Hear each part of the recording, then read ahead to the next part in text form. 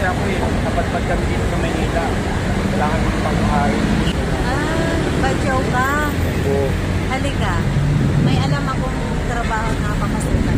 Talaga po?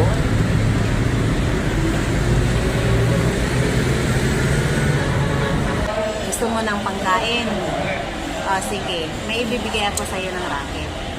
Mamaya, sasakay ka sa jeep, ipang bibigay mo sa mga tao.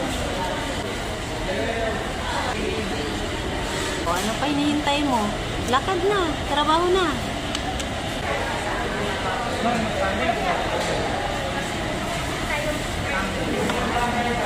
Ano po gagawin natin? Mag-aabang tayo ng jeep.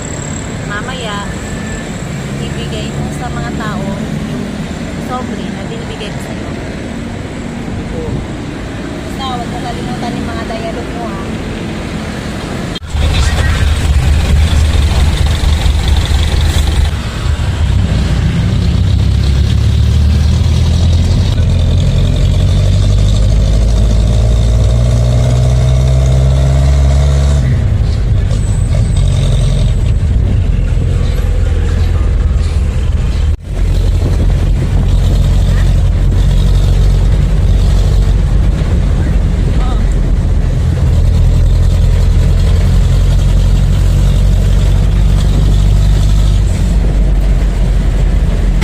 Magandang araw po, ate, kuya.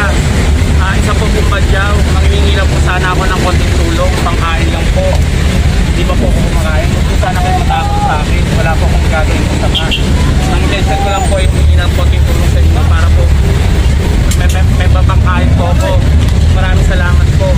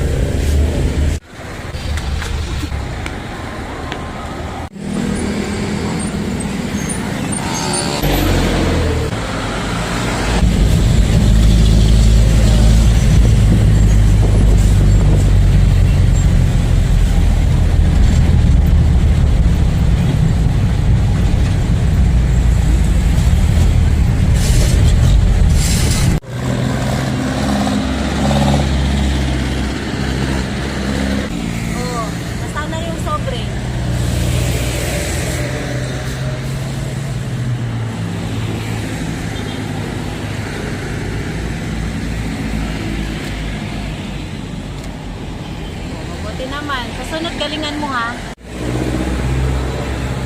Opo, ma'am.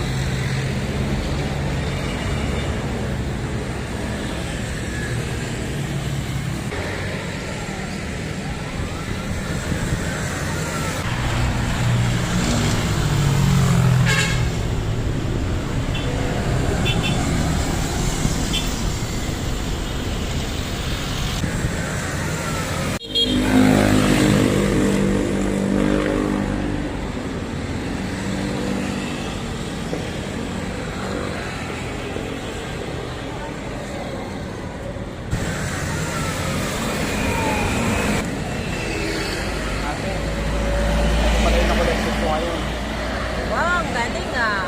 Mukhang karami ka ngayon.